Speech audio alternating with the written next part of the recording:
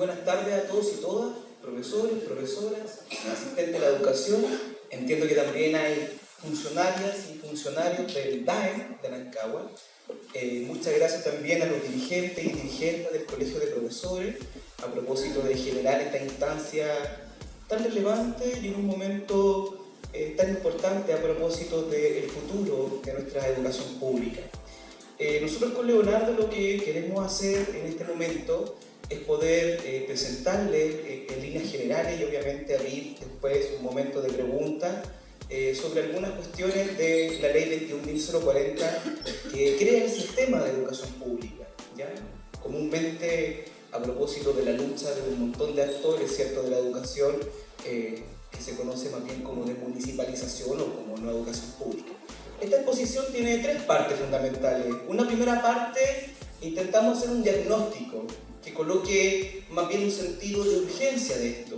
Hay una segunda parte que dice relación con los contenidos y la estructura del sistema que se propone y que se comienza a implementar, ¿cierto?, del año 2020 para el caso de la comuna de Rancagua en conjunto con otra comuna en la región. Y una tercera parte que me parece obviamente la más importante a propósito de la condición también de todos y todas nosotros de trabajadores, el caso del traspaso en sus distintos niveles a esta nueva estructura que crea este sistema de educación pública. Así más o menos va a estar estructurada la presentación, espero ser lo más breve posible para poder abrir a la instancia de conversación, debate y preguntas que obviamente permitan ir generando la especificación propia de acá y buscar resolver obviamente toda la interrogante que existe. Lo primero que yo quisiera mostrarles, como comenté, es realizar un breve diagnóstico de en qué situación se encuentra hoy día nuestra educación pública y por qué es tan relevante también la educación pública a propósito de los distintos proveedores que existen en nuestro país. Y lo primero que me gustaría mostrarles, porque además creo que es súper impactante verlo de esta forma graficada, es el tema de la evolución de la matrícula. En el año 1981, cuando ustedes saben se produce el proceso de municipalización, ¿cierto?, la matrícula en el sistema público alcanzaba aproximadamente el 80% del total de las y los estudiantes. 80%. Si nosotros miramos al año 2015 y consecutivamente el 2016 y el 2017, la matrícula pública municipal hoy día alcanza aproximadamente al 36% del total. ¿Ya? O sea, pasamos de un 80% a un 36%. Y además, la matrícula ha venido bajando históricamente en los últimos años a razón de un 1%. Eso quiere decir que si nosotros proyectamos el sistema en las mismas condiciones en las que se encuentra hoy día, puede ser que en 5, 10, 15, 20 años más la presencia de educación pública en un sistema mixto sea la que esté efectivamente en peligro de existencia. Y yo creo que este gráfico lo que muestra entonces es el sentido de urgencia de hacer transformaciones importantes en nuestro sistema de educación escolar y educación inicial público-municipal. Yo quiero desviar un poco la conversación, porque si uno entiende y busca clasificar en grandes macrotemas cuáles son los problemas de la educación pública, uno podría decir que hay tres pilares fundamentales. Hay un pilar de la institucionalidad, o sea, dónde se ubica nuestra educación pública hoy día en el mundo municipal. Hay un segundo macro problema que uno podría decir que es el problema del financiamiento, si efectivamente este conjunto de subvenciones escolares, ya sea por asistencia media o ya sea por vulnerabilidad, es la forma adecuada de financiar nuestro sistema de educación escolar público. Y un tercer macro problema que uno dice relación con nuestra institucionalidad curricular, qué tan democrática es, y en segundo lugar, sobre los contenidos, ¿cierto?, que se entregan a los estudiantes y quienes construyen, quienes deciden y cómo se entregan esos contenidos. Uno podría clasificar en tres macrotemas y de ahí se desprenden un montón de temas más. O sea, la educación pública tiene problemas que van desde que hay escuelas que no se han derratizado, o que falta cloro, o que hay letrinas y no un sistema de alcantarillado, a un montón de problemas más. Pero si uno pudiese de una u otra forma hacer este esfuerzo de clasificar en 3 pilares, uno podría decir un problema institucional, un problema del financiamiento y un problema de la construcción curricular del conocimiento. Esta ley se hace cargo de una de esas aristas, que es el problema de la institucionalidad. Este es el problema que aborda. Obviamente, al abordar este problema, genera condiciones para conversar el resto de los problemas y además dar un paso significativo a abordar el resto de los problemas, de generar soluciones para el resto de los problemas. Y también podríamos decir que aborda, no con la suficiente magnitud ni con la suficiente profundidad, el problema del financiamiento. Pero lo que se aboca esta ley, que después Leonardo va a explicar básicamente la estructura de este sistema, es el problema de dónde se ubica nuestra educación pública hoy y dónde queremos que se ubique en el futuro, en función de garantizar condiciones que permitan, por un lado, mejorar calidad, generar condiciones de desarrollo profesional, y eso también incluye el que se paguen las remuneraciones y se paguen las respectivas indemnizaciones y se pague la cotización previsional, etc. Y los espacios de reflexión pedagógica. O sea, uno podría abordar de esa forma.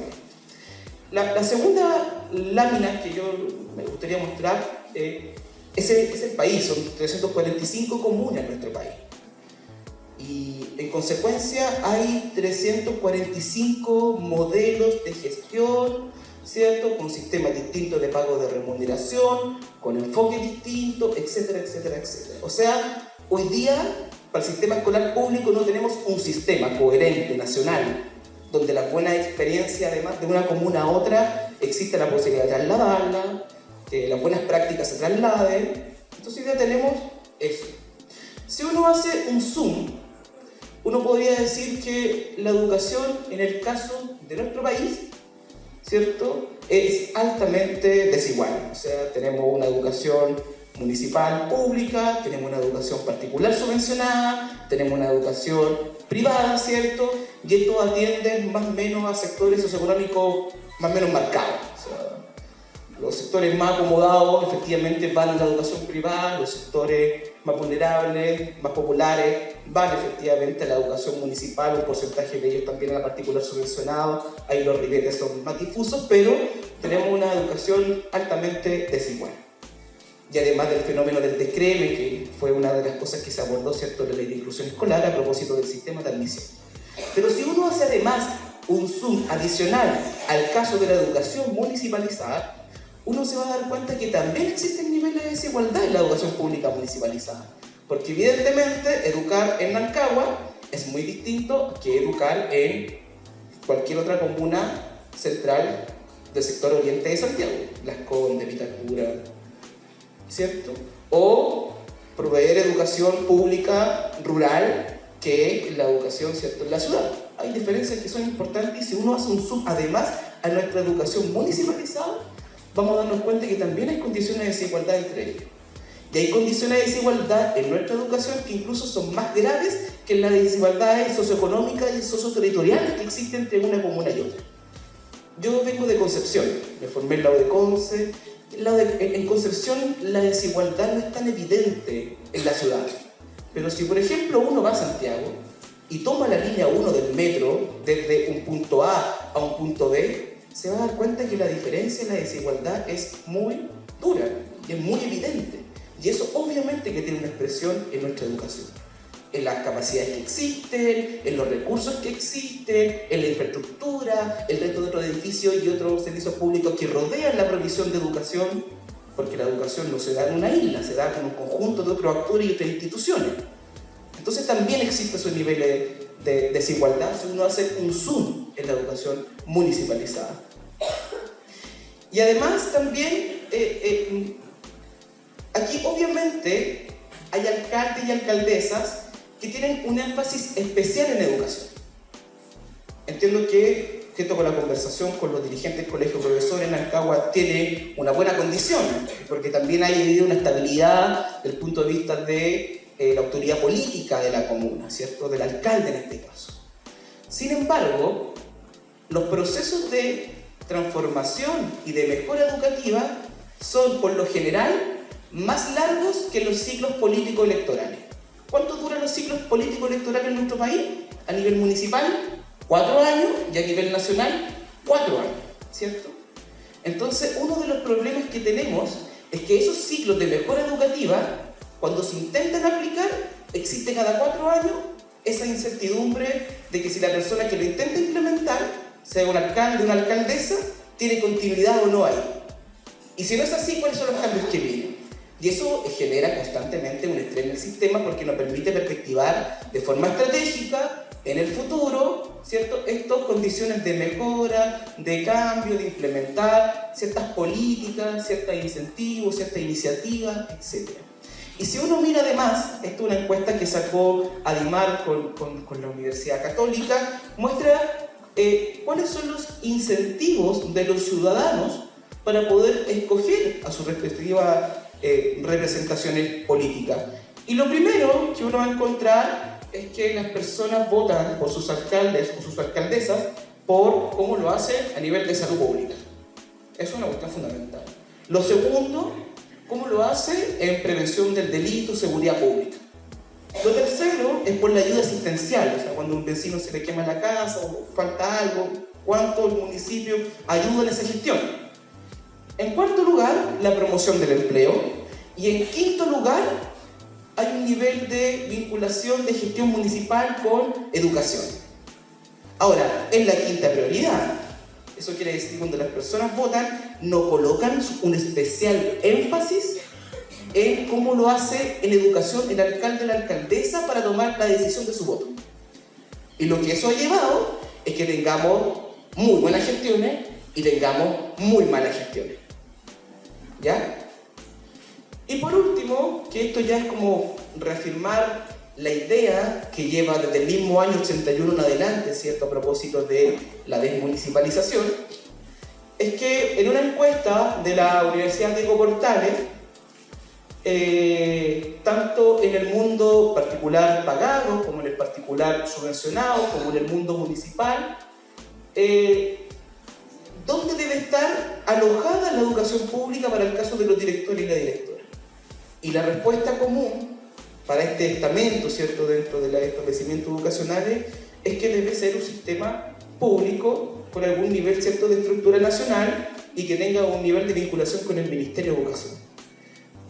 Yo me quiero quedar con esa parte, ya, decir que hay una transversalidad hoy día, hay un cierto consenso social y que se plasmó durante la tramitación de la ley en el Congreso, de que hoy día es urgente y necesario que le ofrezcamos a la educación pública una nueva institucionalidad que permite su proyección y generar las condiciones de calidad. Y por último, a propósito de también compararnos con otros países, no hay fórmula única en el mundo de cómo se administra la educación. Tenemos sistemas altamente centralizados, como por ejemplo el caso de Francia, donde hay un ministerio robusto y el que hace conducción frente al sistema. Tenemos lugares donde existe un nivel de autonomía súper importante, como Nueva Zelanda, donde por ejemplo son las comunidades de padres y apoderados de los establecimientos educacionales quienes deciden la contratación y desvinculación de los profesores y profesoras. Y tenemos sistemas intermedios, como en el caso de Inglaterra, como en el caso de Canadá, y los países que yo muestro acá son países que tienen su educación en las comunas, en los municipios. Siempre nos intentamos comparar con la experiencia de Finlandia. Efectivamente, Finlandia tiene una educación comunal, municipal, ¿ya? Pero estos países se diferencian del nuestro por dos características. Una primera característica es que la presencia de lo público en el total de la matrícula es mayoritaria. O sea, tanto Finlandia como Polonia, como Noruega, como Suecia, Irlanda, etc., la educación pública está sobre un 90%. O sea, no hay el mundo particular subvencionado operando, ¿cierto?, en el mismo territorio, porque además lo que hemos tenido de la experiencia desregulada del sector particular subvencionado es que tenemos una escuela pública y al lado, ¿qué aparece? Una escuela particular subvencionada. Y esa desregulación desde el punto de vista de la oferta educativa es que también ha llevado que tengamos desfinanciando constantemente a la educación pública. Y por otro lado, que los problemas de desigualdad entre una comuna y otra, para el caso de estos países, es un problema superado. O sea, si ustedes miran el coeficiente de Gini de los países que están en el borde inferior de su lado derecho, los niveles de desigualdad frente a Chile son abismales. Entonces, entre una comuna y otra, en el caso de Finlandia, esa desigualdad no existe. En el caso chileno, la desigualdad que existe entre la comuna A, urbana, en el sector oriente de Santiago, y la comuna B, rural, en la frontera entre Chile y Bolivia, es abismal su diferencia. Entonces, lo que aquí buscamos finalmente para poder compararnos es qué nivel sistema intermedio necesitamos para que ayude efectivamente el desarrollo de los establecimientos educacionales, genere capacidades y además, ¿cierto?, entregue un apoyo técnico-pedagógico relevante. Antes de darle el paso al Leonardo para que pueda explicar los contenidos de la ley, el gran paradigma o el gran cambio de paradigma de esta ley básicamente es que colocamos en un servicio público que tiene un mandato específico por ley y en una misma escala, o sea, el mismo tamaño, por una parte la gestión y la administración y por otra parte el apoyo técnico pedagógico. Eso hoy día estaba desajustado. Lo administrativo estaba muy cercano a la escuela, pero el apoyo técnico pedagógico, el trabajo en red, el desarrollo profesional, etcétera, etcétera, etcétera, los apoyos estaban muy alejados a través de los departamentos provinciales y muy pocos municipios son los que ofrecen este apoyo técnico-pedagógico como ellos, como DAN o como corporación municipal. En consecuencia, el gran cambio de paradigma de esto es que tengamos un servicio especializado, público, que tiene un mandato por ley, ¿ya? Y que tenga al mismo nivel el apoyo técnico-pedagógico y la gestión y la administración. Yo quiero atacar el diagnóstico, ahora Leonardo le va a mostrar un poco la estructura del sistema y después yo vuelvo con lo que es traspaso de funcionarias, funcionarios, bienes inmuebles, tratamiento de deudas, etc. ¿Ya? Muchas gracias. Bueno, muy buenas tardes. Sumarme a los agradecimientos por este espacio, felicitarlo además. En general, no todas las comunas, ¿no es cierto?, están un poco en esta disposición cada vez más, y yo creo que la información y el conocimiento más detallado de qué se trata este proyecto, esta ley, ¿no es cierto?, y este cambio a nivel del sistema escolar ayuda precisamente a tener mejor comprensión y a ir apoyando este proceso, que va a exigir una serie de esfuerzos por parte de todos, pero que, como bien señalaba Claudio, se hace cargo de un diagnóstico. Yo, la verdad, más que los contenidos, invitaría directamente a poder leer, los que aún no lo han hecho, en detalle la ley 21040, está en la página del Congreso y también en la página de Educación Pública, www.educacionpublica.cl, y una serie de documentación que es súper importante que la vayan revisando, porque además se actualiza de manera periódica los decretos y una serie de otra información. Creo que es súper importante para todos los que estamos en el sistema público estar al tanto de eso, y hay formas y mecanismos. Pero yo creo que Claudio dejó planteado una pregunta que se resuelve con un diseño. La pregunta es cómo hacemos que este diagnóstico que está acá se revierta, ¿no? Y aquellas cosas que nos parecen complejas y que de alguna manera han ido trabando la posibilidad de mejoramiento continuo de la educación pública se vayan disipando o al menos moderando, y vamos teniendo mayores posibilidades de avanzar, ¿no? Entonces, respecto al diseño, que es la estructura de este sistema, lo primero que hay que señalar, y que creo que puede despejar varias inquietudes, es que la ley se preocupa, como bien lo decía Claudio, de la institucionalidad, pero particularmente de la institucionalidad de gestión y de administración de las escuelas, ¿no? Y esto lo hago de inmediato la diferencia, porque no corrige o no se involucra en la institucionalidad de todo el sistema escolar, es decir, la línea de diseño de política, de rectoría del sistema, de fiscalización, de, qué sé yo, evaluación, es la que hemos tenido y que hoy día lo conocemos por el nombre del sistema de aseguramiento de calidad, ¿no? Esta ley no toca tampoco el sistema de aseguramiento de calidad desde el punto de vista del diseño, ¿no? A pesar de que evidentemente hay algunas articulación, algunas cláusulas que evidentemente en el caso de un servicio local operando van a ser un poco distintas a las que hoy día operaban por el hecho de que son escuelas públicas, ¿no? Pero es importante decir, porque una de las preguntas que aparece es, bueno, ¿qué pasa con el Ministerio de Educación? El Ministerio de Educación es el rector de la política a nivel nacional, sigue existiendo, sus CEREMI, sus DEPRO, porque esa es la línea de diseño e implementación de política pública, de política en general, para el sistema mixto en educación. La Ley de Educación Pública lo que hace es que construye un, entre comillas, mal llamado nuevo sostenedor de educación pública, ¿no? Ahora los municipios, desde que se desmunicipaliza, es un organismo llamado Servicio Local de Educación que tiene, como digo, una estructura. Entonces, creo que es importante hacer esa aclaración, ¿no? Tampoco toca la institucionalidad desde el punto de vista del sistema de aseguramiento de calidad, ¿ya? Sí, lo que genera, como señalaba Claudio, es un sistema, primer elemento central, es decir, los 70 servicios locales que van a haber a nivel país van a tener un sustrato común, es decir, van a tener ciertas normativas, ciertas políticas de gestión que le van a ser comunes y que obviamente van a estar en la lógica de construir un sistema en el cual aquellas buenas prácticas, aquellos buenos sistemas que están sirviendo para gestionar de buena manera, sean replicables en cada uno de los 70, respetando y resguardando la identidad local que cada uno de ellos va a tener y que cada escuela obviamente va a tener y tiene hoy día a través de sus proyectos educativos institucionales, ¿no?